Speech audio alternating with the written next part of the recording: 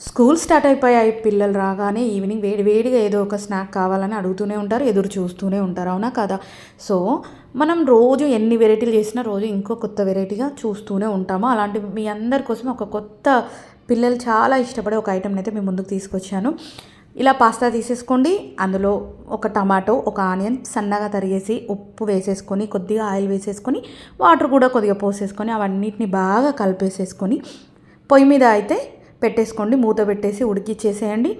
మంచిగా కొంచెం మెత్తగా అయ్యేంత వరకు ఉడికించుకోవాలి. అవి ఉడికేలోపు ఒక మిక్సీ జార్ తీసేసుకొని అందులో ఇలా క్రష్ చేసిన పన్నీరు, ఎండుమిరపకాయలు, ఎల్లిపాయలు, కొన్ని పాలు, ఉప్పు వేసేసి మంచిగా మెత్తగా మిక్సీ పట్టేసుకోండి.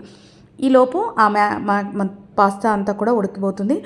ఆ పాస్తా ఉడికిన దాంట్లో ఈ మిక్సీ పట్టిన పన్నీర్ మిశ్రమాన్ని అంతా వేసేసి బాగా కలిపేసేసుకొని దాంట్లో చిల్లీ ఫ్లేక్స్, ఒరిగానో కూడా వేసేసి పైన బాగా కలిపి క్రీమీ టెక్స్చర్ వచ్చేంతవరకు అలా పొయ్యి మీద ఉండనివ్వండి. మంచిగా క్రీమీ వచ్చినాక పిల్లలకి వేడివేడిగా సర్వ్ చేయండి. చాలా అంటే చాలా టేస్టీగా ఉంటుంది. యమ్మీ అంటే యమ్మీ డెలీషియస్గా ఉంటుంది.